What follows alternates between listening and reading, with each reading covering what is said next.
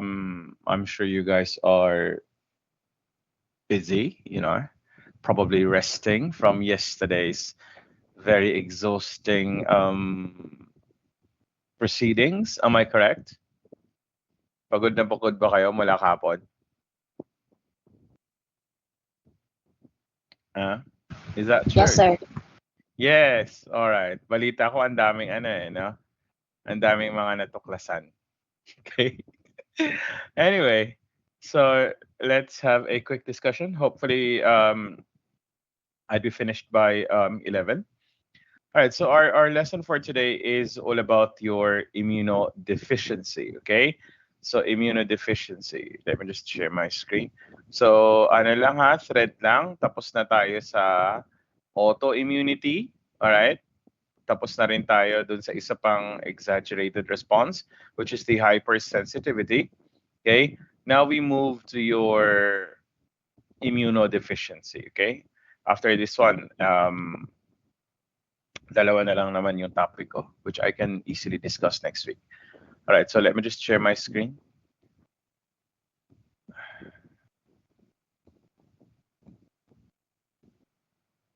All right, can you guys see it now? Yes po, sir. All right, very good. Thank you. So we are going to be talking about your immunodeficiency, okay? So obviously, ladies and gentlemen, you've got the problem here, no, with your ability to fight off the infection. So how do we define your immunodeficiency when a part of the immune system or a category of the immune system is either missing or dysfunctional, okay? Either missing or dysfunctional. So dahil alam na natin yung two main categories of the immune system, you've got your innate and your adaptive, and under each category, you've got the main players, either the cells or the humoral aspect, di ba? So cellular or humoral. So dito sa pag sinabi nating immunodeficiency, no? Pwedeng magka-problema ka sa innate, sa adaptive. So ganun din kung ano yung ginagamit nila, either the cells or the humoral aspect. Okay? So halimbawa, pag B cells yung problema mo, no? Pag B cells yung problema, syempre you will have automatically, a problem with your antibodies. Okay? Because the B cells are responsible for antibody production, correct? So humoral immunity agad ang problema mo. Okay? Whereas kapag T cells naman ang problema, okay, edi meron kang cell-mediated immunity problem. Okay? Yung iba naman, no, sa neutrophils, yung iba sa natural killer cells, no, yung iba sa mga antigen presenting cells. Okay? Your monocytes, your macrophage, no? So pwedeng doon magka-problema sa innate part of the immune system. I hope na alala pa yung mga key players na mga ito ha. Now, we can classify your immunodeficiency whether it's your primary or secondary. Pag sinabing primary, these are your congenital. No, these are your genetic problems. Okay, so you were born with it. Okay, primary. Whereas secondary, this is your acquired immunodeficiency. Okay, so acquired immunodeficiency. So you got an infection such as HIV. No, so HIV infection, kaya ka nagkaroon ng immunodeficiency. So si HIV, no, pag-uusapan natin yan doon sa testing na kasi it's a secondary immunodeficiency. Okay? Hindi ko na again, no, tulad ng na-discuss ko sa syphilis, hindi ko na di-discuss yung main pathophysiology niya kasi tapos na yan sa virology ninyo. Okay? Ang concern ko sa immunoserology ay ang interaction ng immune system tapos serologic diagnosis. Okay? Now, according to the Society of Immunologists, there are more than 200 congenital deficiencies. So our focus of discussion for this morning is all going to be about your primary immunodeficiency. So again, ano ang primary? Congenital, genetic, something that you were born with. Okay? So sa sobrang dami nila, no? Yung iba, no? Main problem lang sa lymphocytes. Yung iba sa neutro, yung iba combined, no? Yung iba sa regulatory molecules, okay? So depende kung saan ang ma-identify na problem. So kaya once again, no, dahil ang mga immunodeficiencies na ito pwedeng generalized, no? Yung symptoms, yung iba naman specific, no? Yung iba naman specifics. So halimbawa, kung may problema sa humoral immunity, so it's the antibody production, di ba? Humoral immunity, you have a problem with your B cells, no? So kaya wala kang antibodies. So apparently, no, may nag-stand out na clinical presentation such as recurrent infections sa upper URT stands for upper respiratory tract, no? Or LRT, hindi ito yung sinasakyan natin. This stands for your lower respiratory tract. So upper respiratory infections, samantalang ito lower respiratory. So recurrent, no? Pabalik-balik ang mga infections na 'yan, no? Whereas kapag naman daw cell-mediated, so si T cells ito, 'di ba? You have a problem with the T cells, no? Recurrent infections with intracellular pathogens, no? Yung mga intracellular pathogens natin. Okay?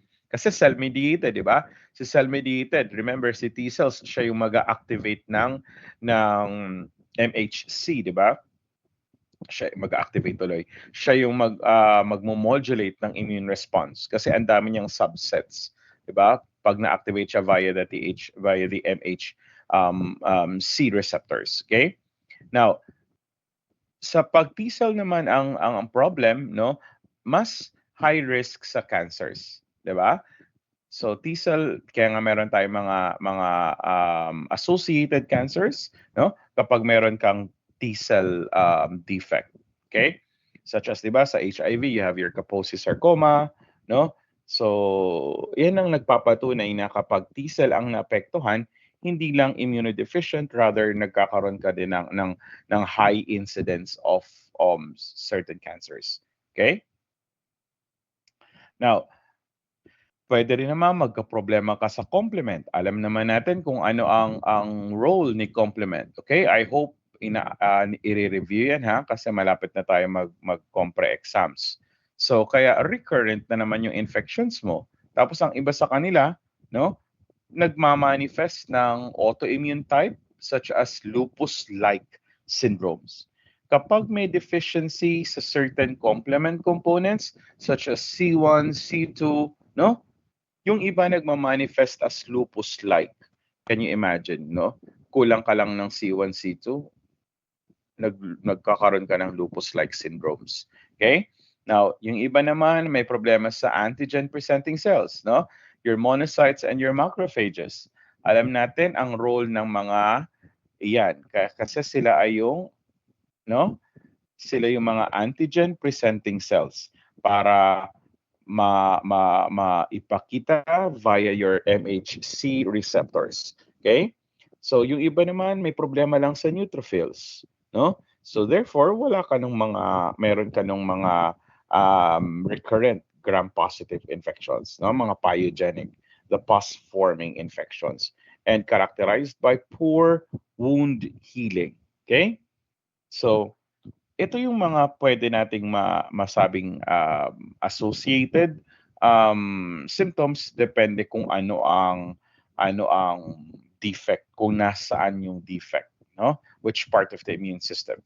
All right. So according to the International Union of Immunologic Societies, no, there are 9 categories. There are 9 categories of immunodeficiencies. Okay? So, kinategorize nila yan. Depende sa kung saan nga ulit ang problema mo. Okay? Kasi, kung halimbawa, tulad nito, category 1, combined. So, pag sinabing combined, may problema ka sa both cellular and your humoral. Diba? Both cellular and humoral. No? Samantalang, look at number 3. Look at number 3, saan lang may problema? Sa tingin po ninyo, saan lang may problema ang number 3?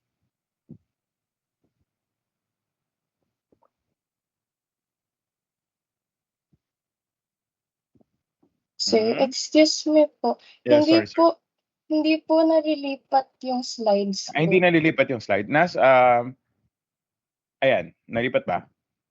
Hindi pa din po. Nasa Hindi. first slides pa din. Ay, ano ba yan? Sorry, sorry. Ba't kaya ganun? Um,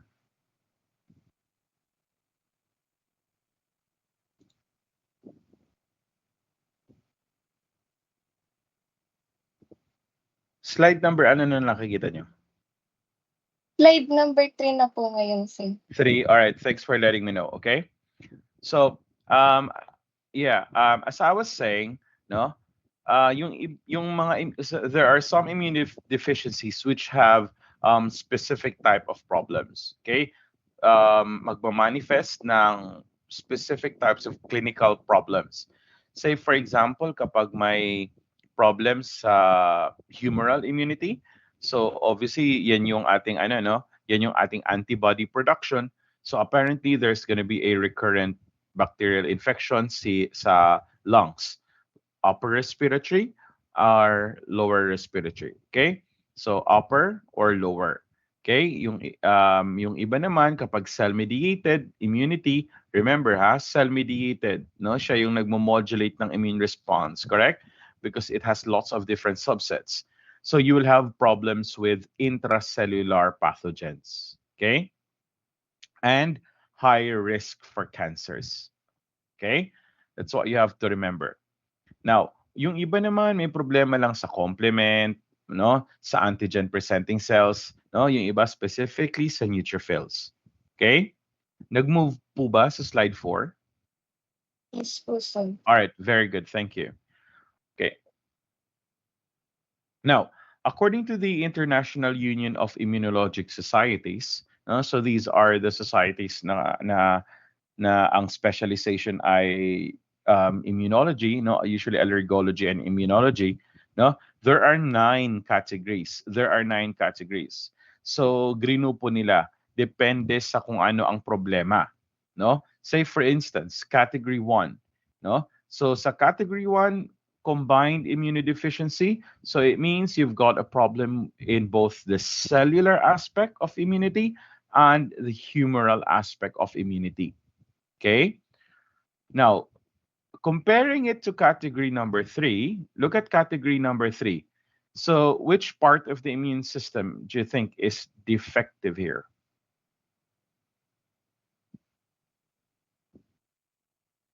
For category number 3, cellular, humoral.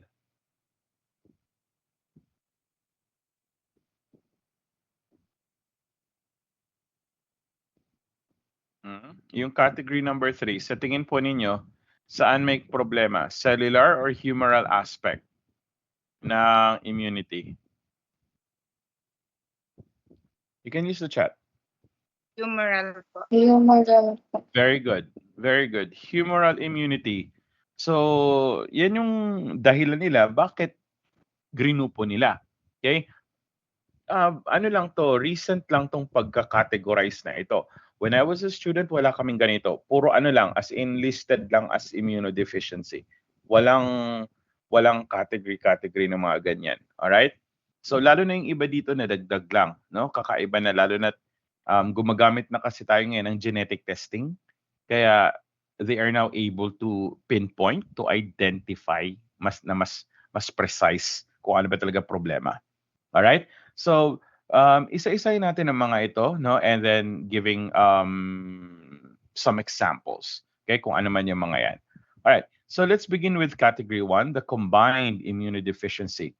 Ang pinakaseryoso dito ay si SCID, no? SCID, severe combined immunodeficiency.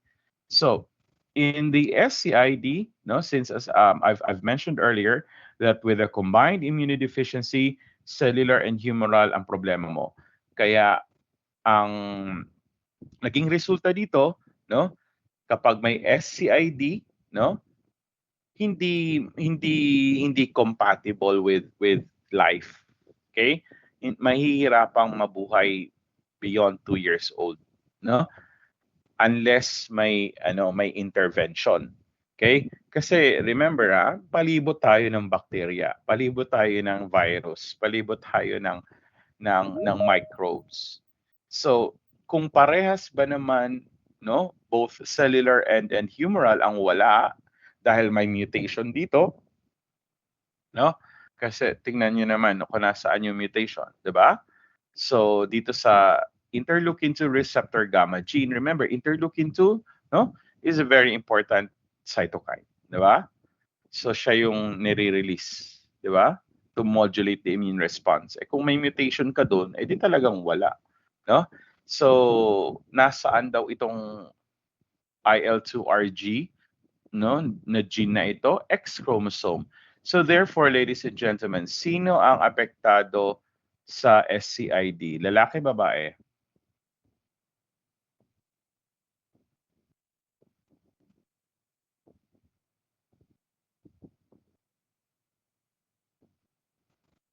Si baby boy o si baby girl ang mas affected neto ng Girl SCID? po. Girl?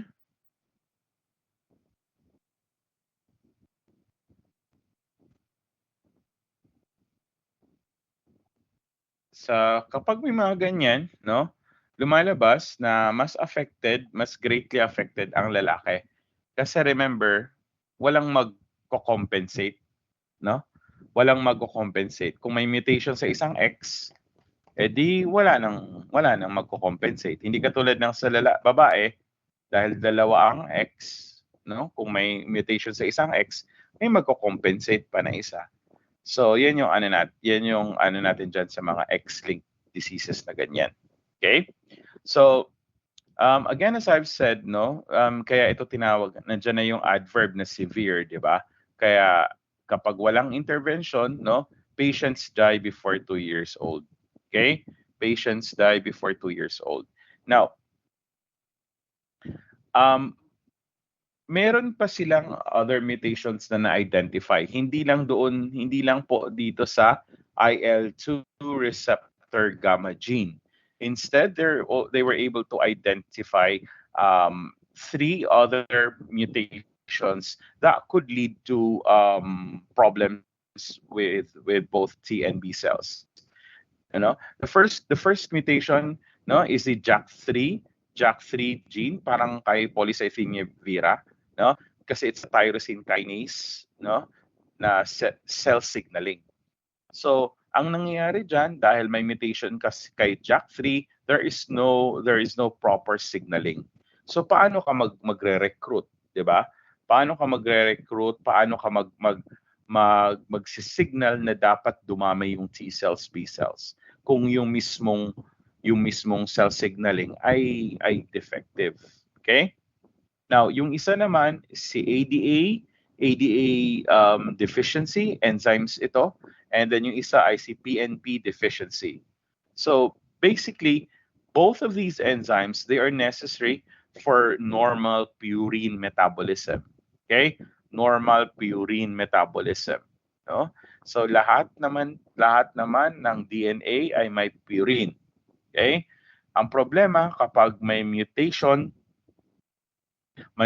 sa genes encoding for the ADA and PNP, so wala nung mga enzymes na iyon, leading to accumulation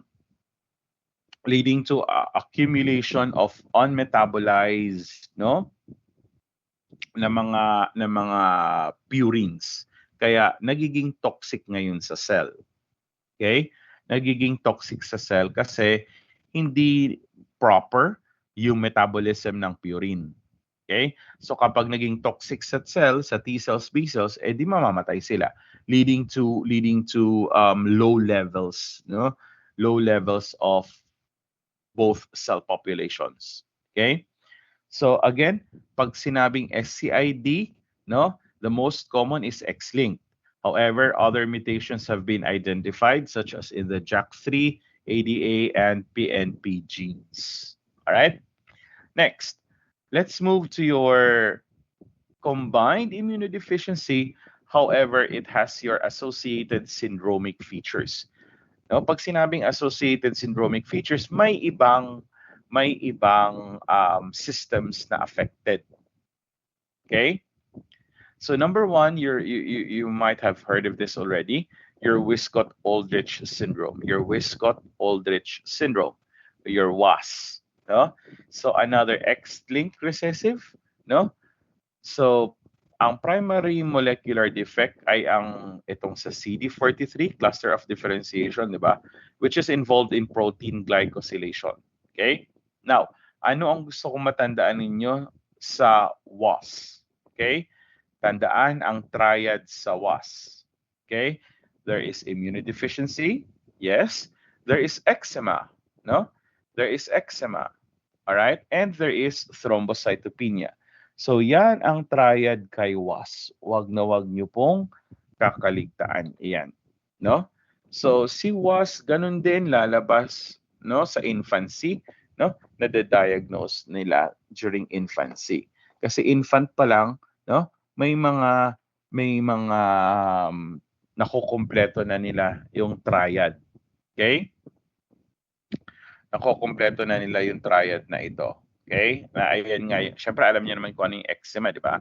Lahat naman siguro kayo nakakita na ng eczema. Okay? Tapos meron pa siyang thrombocytopenia. Okay? So yan ang associated kay WAS. Right? So very low platelets. Tapos ang liliit pa, sobrang liliit ng platelets.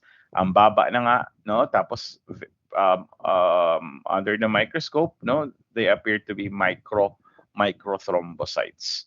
All right. So ito yung immunoglobulin levels nila. Look at this one. Low levels of IgM. Eh di ba IgM yan yung ating primary, right? That's our primary immune response. Kaya ang nangyari, recurrent yung yung infection ng infant. Okay? Next, ano ang iso? What are your isohemagglutinins? Look at this one. Absent. In relation to your blood banking.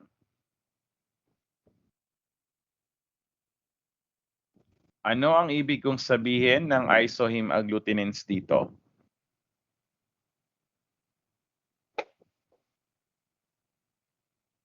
Kaya tingnan nyo, IgM low. Sino ito? Sino itong tinutukoy ko na isohemagglutinins?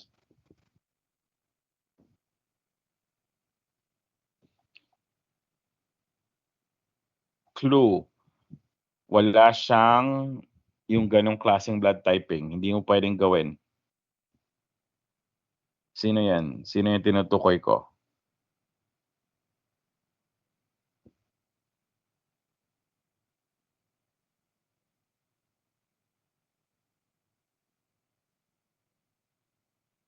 Any ideas?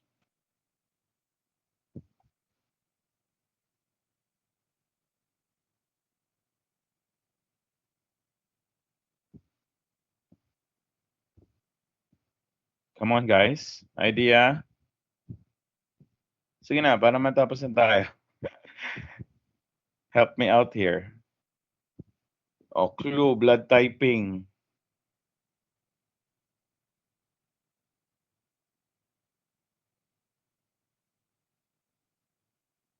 Ano po kaya ito?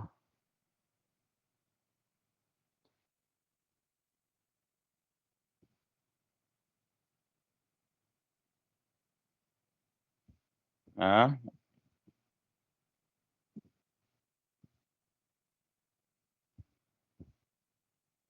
Any idea?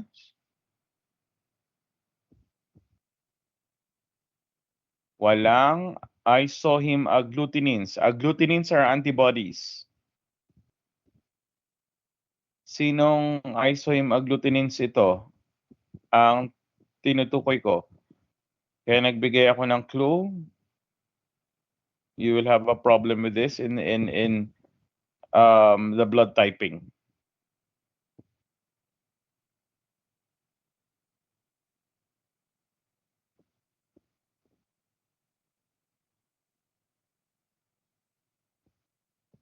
Walang idea, ladies and gentlemen?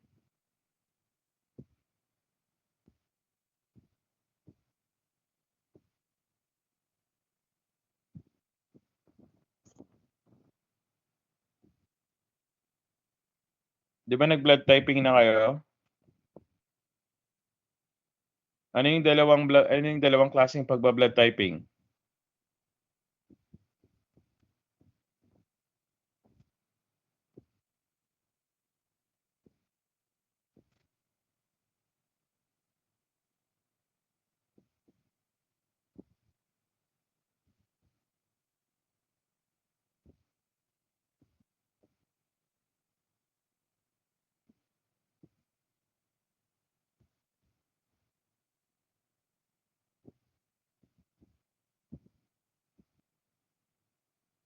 Naririnig po ba ako? Parang kasi wala akong kausap eh. Exposure tinik naman po. Alright, thanks. Oh, ano po yung naalala? Ano yung dalawang klaseng blood typing? Forward and reverse po ba sir? Oh, forward and reverse. Alin yung hindi mo pwedeng gawin dito at bakit? Sa mga pasyenteng may WAS. Kaya nilagay ko absent isohemagglutinin.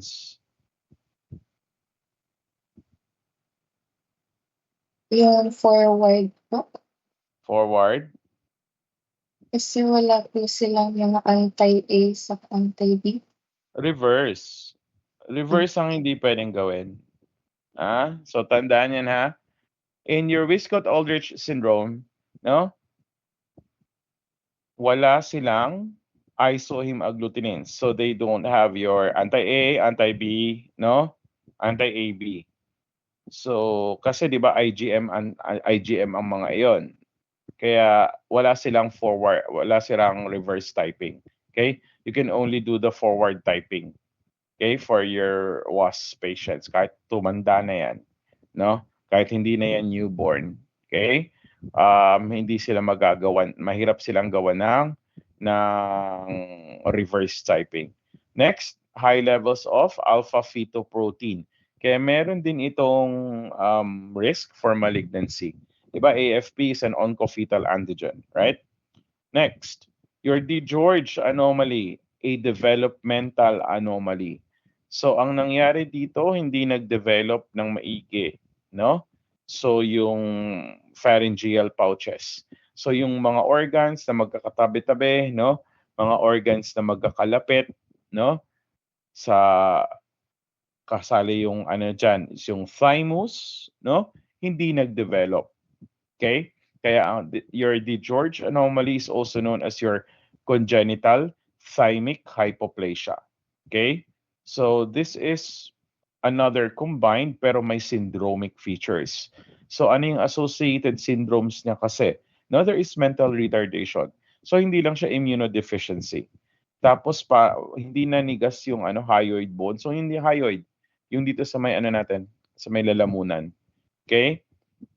Abnormal facial development, meron silang characteristic na itsura, yung may mga DiGeorge, and there is thymic hypoplasia.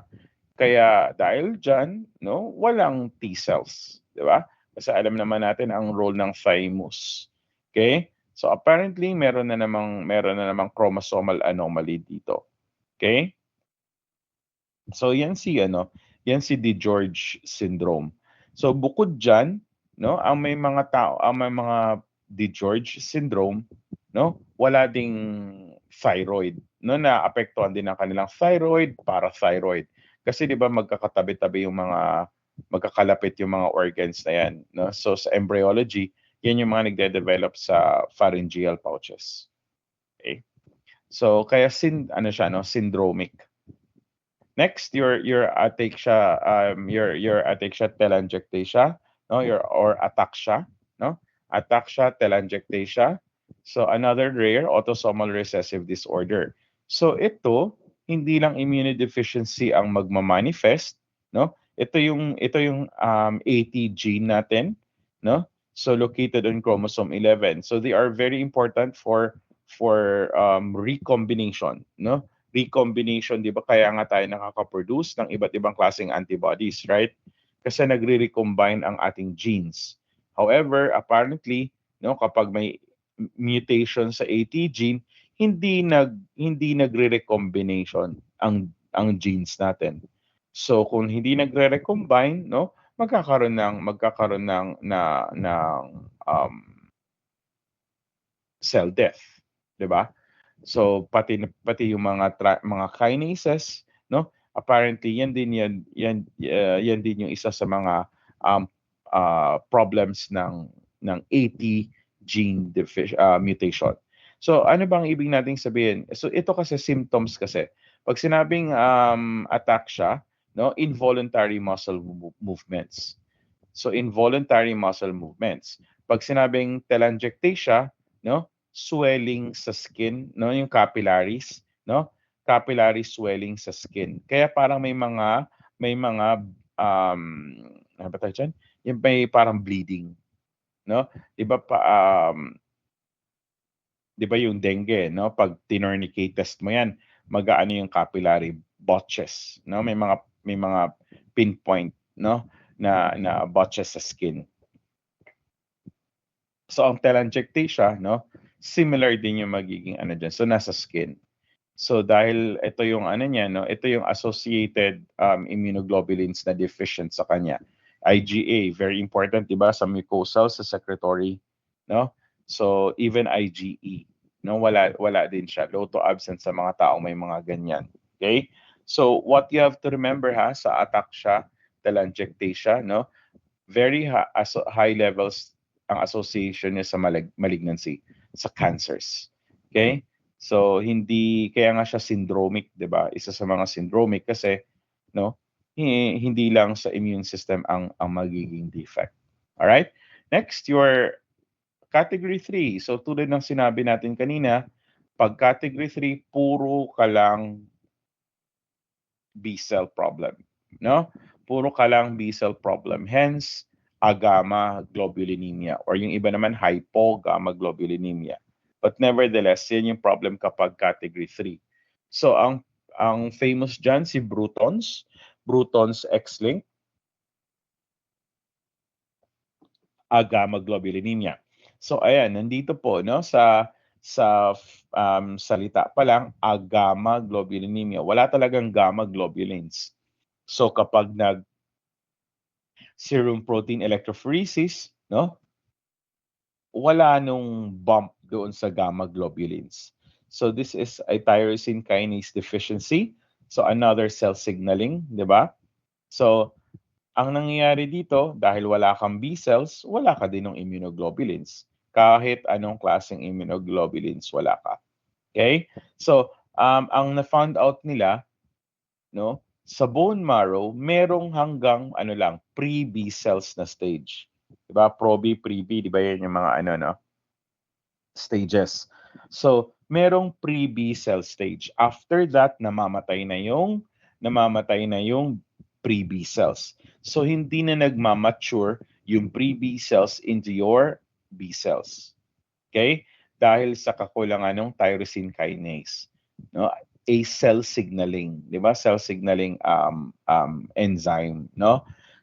So dahil diyan, no, namamatay na, edi wala nang magmamature. Kaya ang mga may Brutons, no, recurrent sa mga life-threatening infections, especially by your encapsulated organisms. I'm sure you've learned this sa bacteriology, yung mga notorious no na organisms that are encapsulated.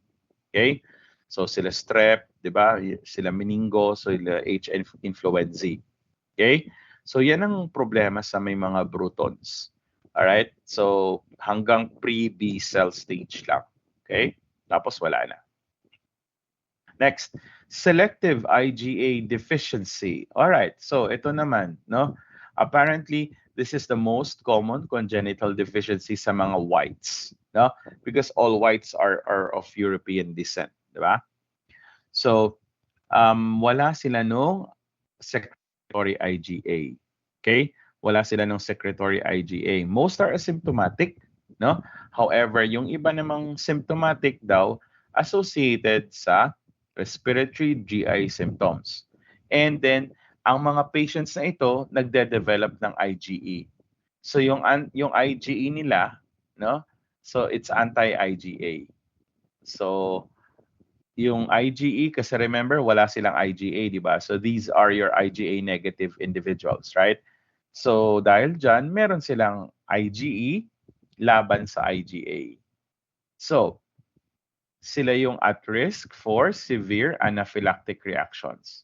All right, in line with this, blood transfusion. Anong blood component ang sinasalin sa mga may IgA deficiency? Which blood component, no, is given to patients with IgA deficiency?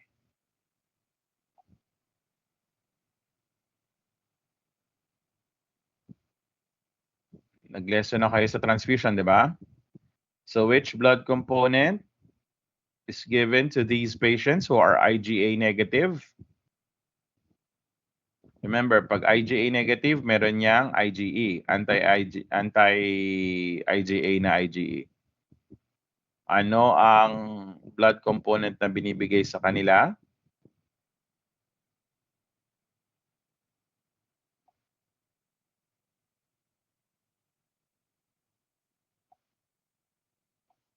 Any guesses?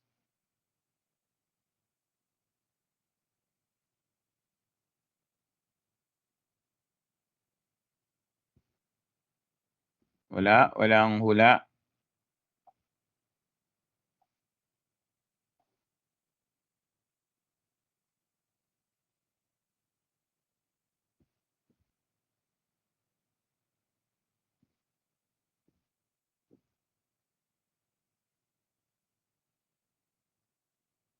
Uy, hula na. Kung anong blood component?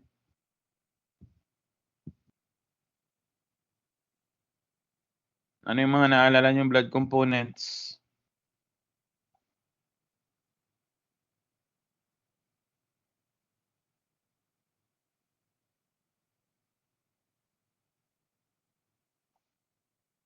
Yan. Very good. Wash, pack RBC. No? Wash, pack RBC para natanggal mo yung mga plasma proteins. Kasi remember, ang pack RBC, may plasma proteins yan, including IgA. No? So you have to remove them. Kaya meron tayong wash pack RBC. Next, yung ito naman, number 3, transient. No? So pag sinabing transient, sa ano lang, sa infant, no? Tapos bumabalik din lang. No? So, ano lang yung gusto kong i-highlight dito sa transient? So, between 3 to 6 months, no, lumalabas na mas susceptible sila sa mga infections. Okay?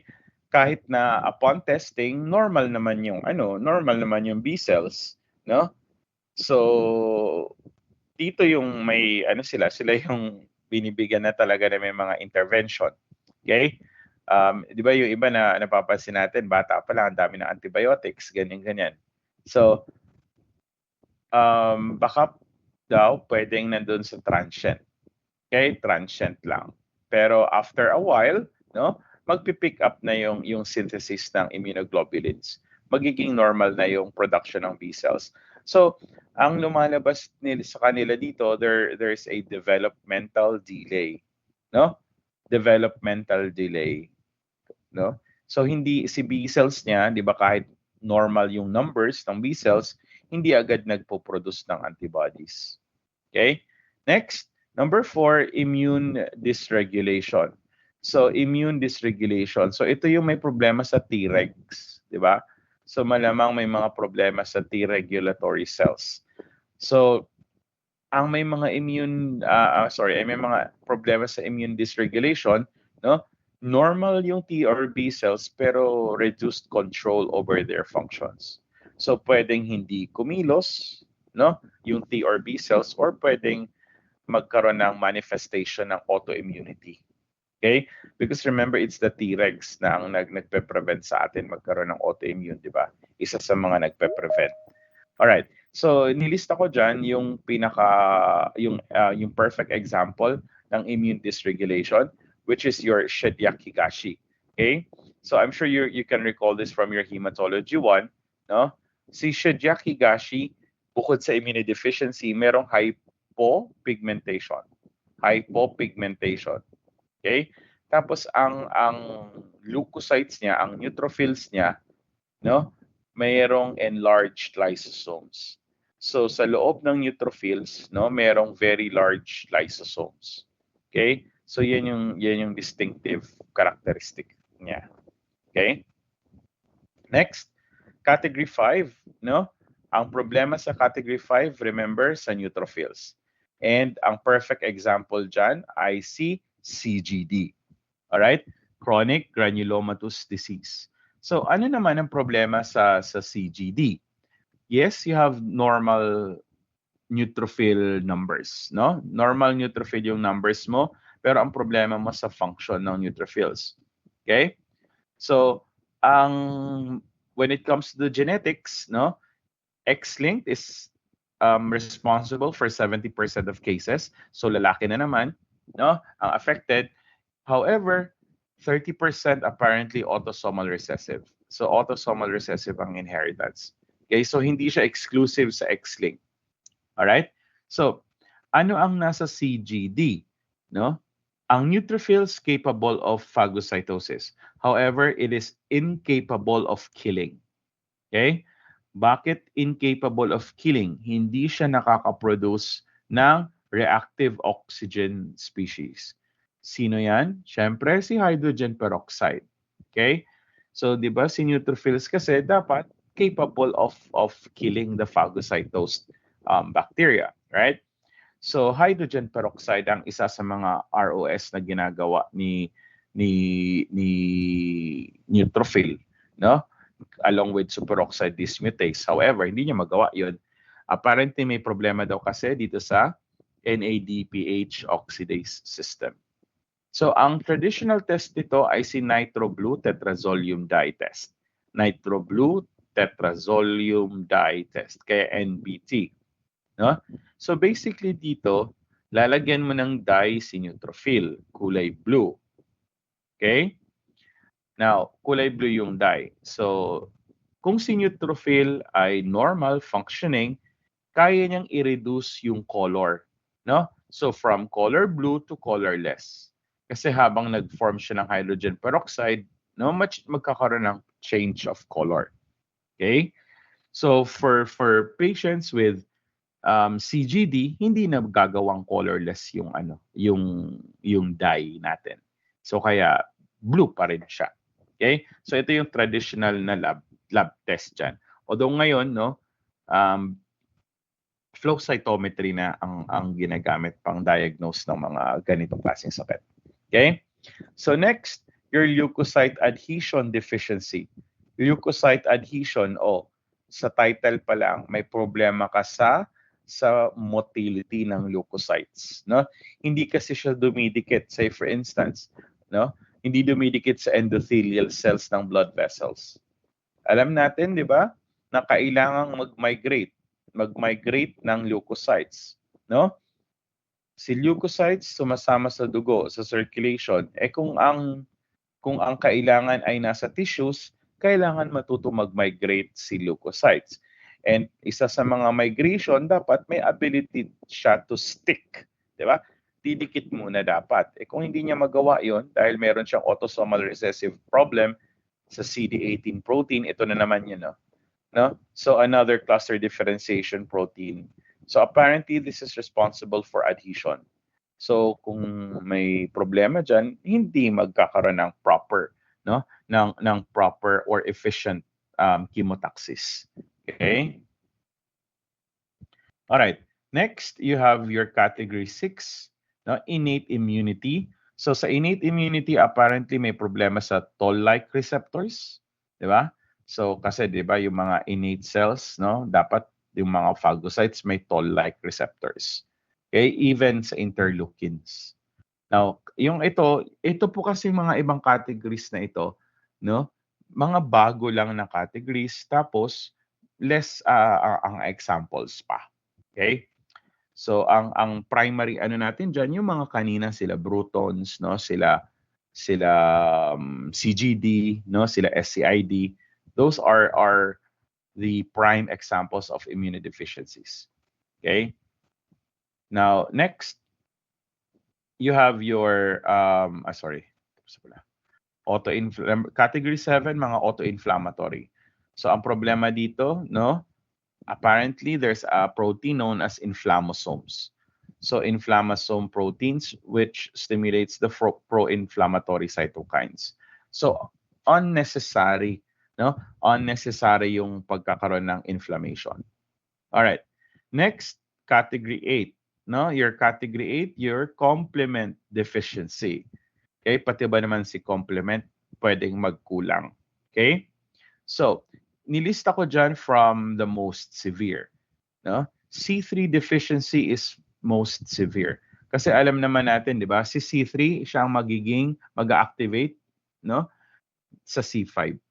Di ba? So, kahit anong pathway, whether it's your classical pathway, no, or your mannose binding lectin pathway, no, or your alternative pathway, lahat dadaan kay C3.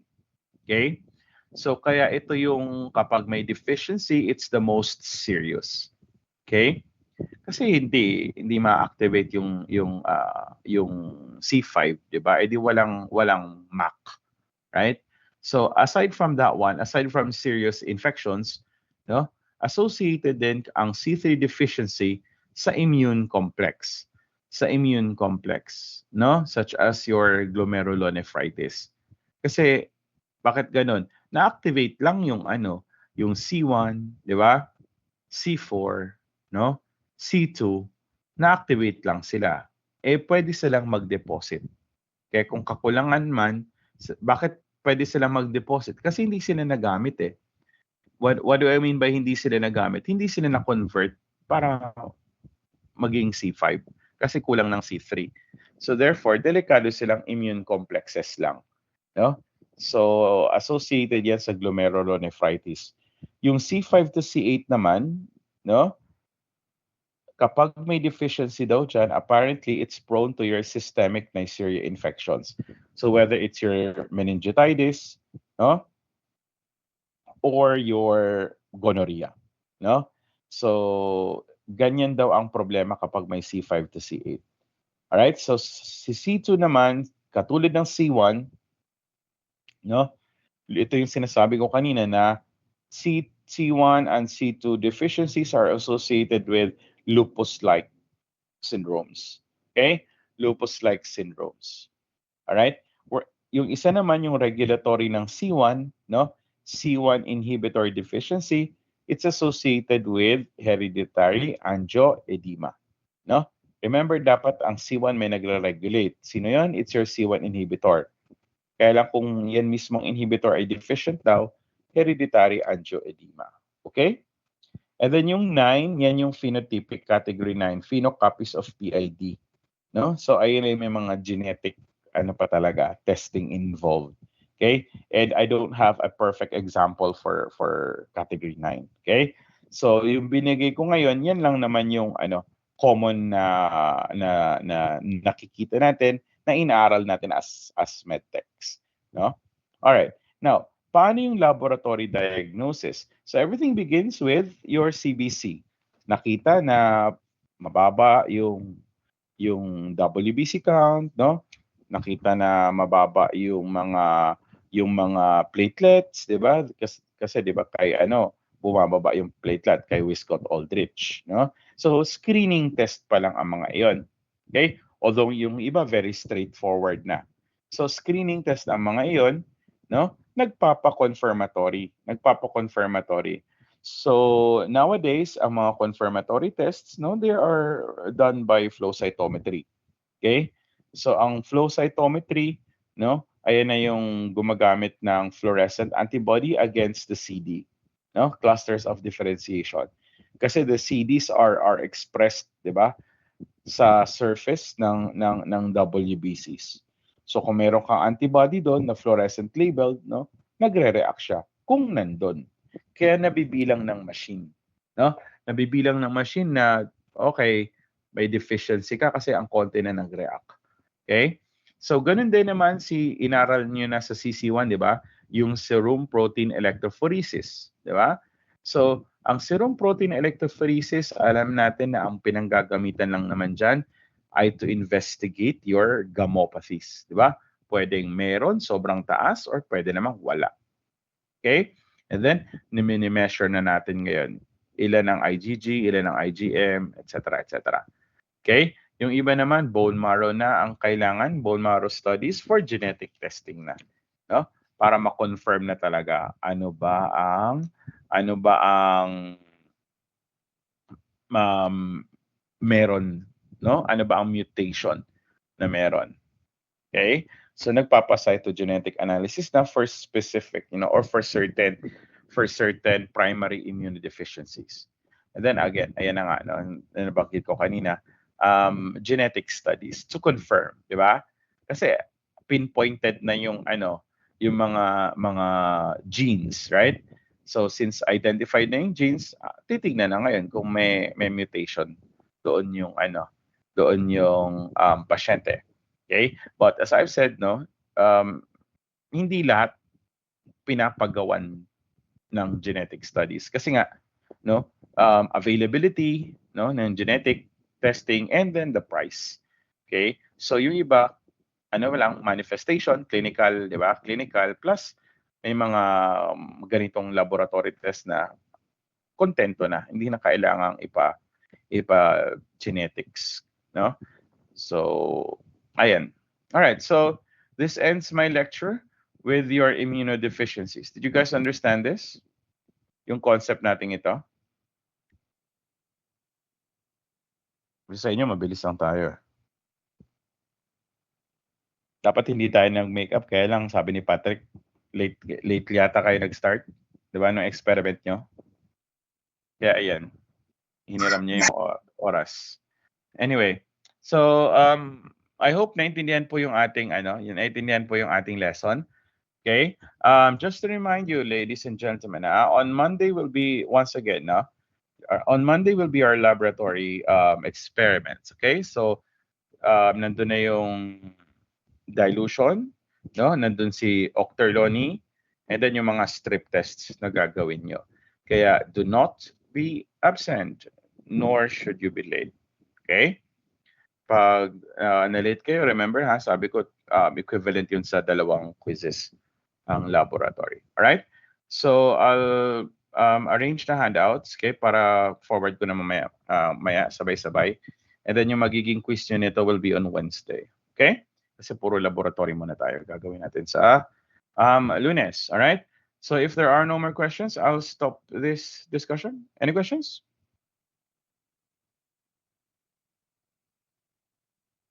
Naintindihan po ba? All right. Very good. All right. So thanks for attending, ladies and gentlemen. I'll see you lots on Monday, all right? Do not be late. Bye-bye. Happy eating. Sir. Bye. Thank you Happy po, eating. sir. Thank you po. Thanks. You're welcome. You're welcome. Ingat kayo.